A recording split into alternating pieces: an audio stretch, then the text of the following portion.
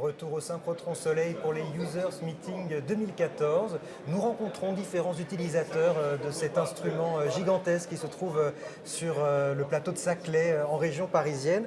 Et maintenant, c'est une chimiste, Françoise Damet, que j'accueille, utilisatrice parmi d'autres du synchrotron Soleil. Vous êtes chargée de recherche au CNRS, au laboratoire Léon Briouin, c'est au CEA Saclay. Oui, alors sur quoi portent vos recherches exactement ? Alors moi, ce que j'étudie principalement sont des oxydes et des matériaux magnétiques, donc avec des propriétés un peu particulières qu'on essaye d'optimiser en étudiant justement leur structure par l'intermédiaire du synchrotron. Oui. Propriétés particulières, alors magnétique on voit, c'est à peu près des aimants. Oxyde, ça veut dire qu'il y a de l'oxygène, hein, oui, si tout on à traduit fait. un peu ce que vous nous Voilà. avez dit. Alors quelles sont les propriétés particulières de ces matériaux donc magnétiques et avec de l'oxygène ? Alors en ce moment, moi je travaille surtout sur des composés qu'on dit multiferroïques, donc c'est-à-dire qu'il y a un couplage entre deux ordres, donc l'ordre magnétique ici et puis un ordre ferroélectrique. Et donc ça en fait c'est pour les applications, ça a pas mal d'intérêt parce que ça veut dire qu'on peut manipuler des domaines magnétiques avec un champ électrique.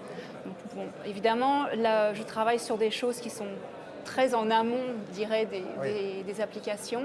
C'est de la recherche fondamentale, voilà, mais on n'est pas à l'abri que ça débouche sur des découvertes révolutionnaires. C'est souvent comme ça que ça marche, hein, la recherche. C'est pas forcément en voulant améliorer la bougie qu'on a trouvé l'ampoule. Hein. Souvent, c'est en cherchant juste à comprendre qu'on trouve exactement, des ou alors on va découvertes. trouver d'autres effets intéressants en se focalisant sur quelque chose. On va pouvoir trouver quelque chose de complètement différent. Justement, ça nous est arrivé il y a pas longtemps où donc on étudiait un composé multiferroïque qui s'appelle LuFe2O4, donc du fer et le O4 pour l'oxygène, un oxyde de fer.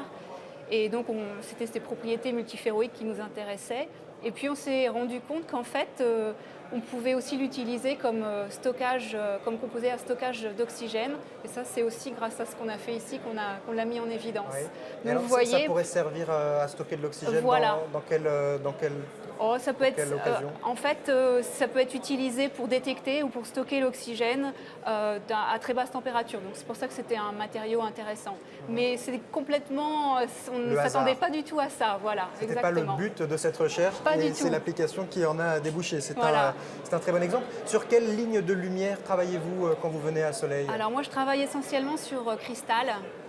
Donc qui est une ligne de diffraction. Donc on est dans les rayons X. Oui. Beaucoup des lignes de lumière de soleil sont dans la gamme des rayons X. Il y en a d'autres, hein. Il y a l'ultraviolet, l'infrarouge, mais beaucoup tout à fait. sont dans non, moi c'est les rayons X. Donc c'est la diffraction de rayons X qu'on utilise.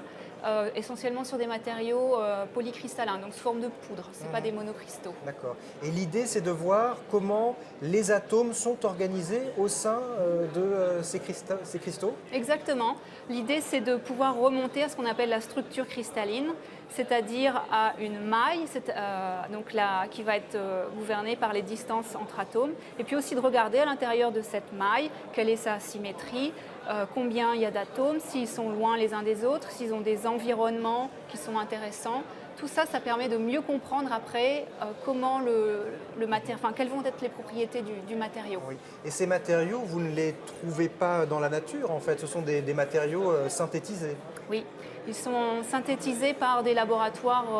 Moi, je travaille beaucoup en collaboration avec des laboratoires du CNRS, des laboratoires de chimie du solide. Oui.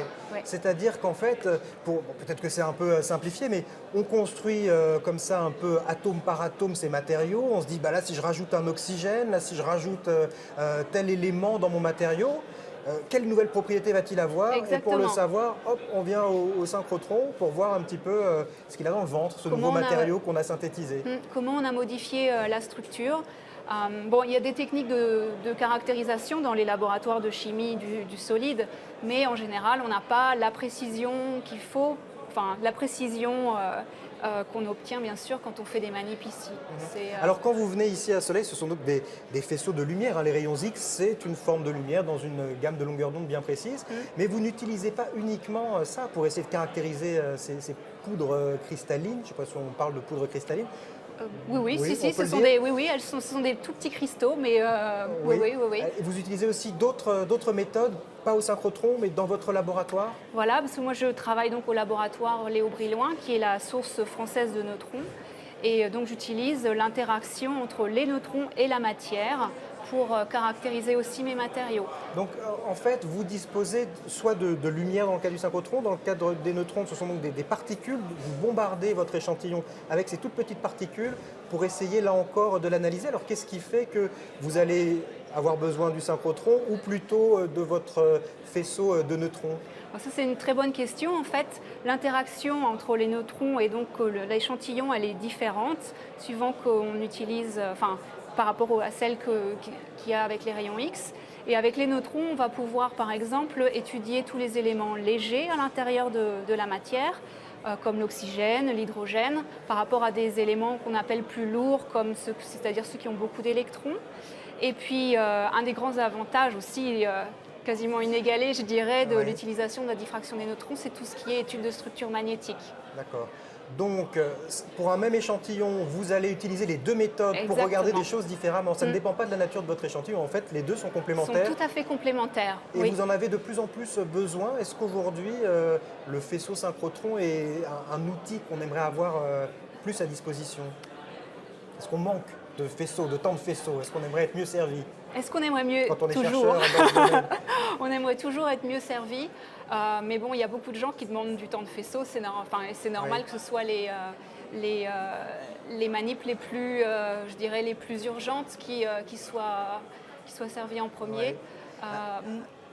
J'ai pas trop à me plaindre parce que je travaille avec pas mal de gens qui arrivent à avoir à peu près 1 à 2 séances de faisceau par an.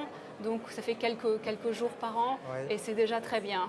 Alors peut-être un mot aussi, c'est pas à ça que ça sert, mais ça a aussi cette vertu-là. De venir ici au synchrotron, c'est aussi l'occasion de rencontrer d'autres spécialistes de votre domaine et de vous ouvrir à d'autres technologies, à d'autres techniques, à d'autres outils. Bien sûr, voilà, j'ai des collaborateurs qui utilisaient eux plutôt les synchrotrons pour tout ce qui était spectroscopie XANES ou EXAF.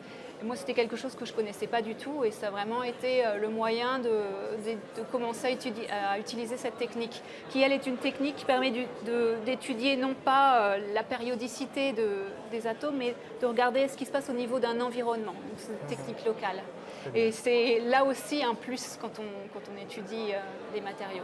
Merci Françoise Damet d'être passée par notre studio pour nous expliquer comment vous étudiez et vous servez de ce faisceau de synchrotron. Merci à vous. Merci.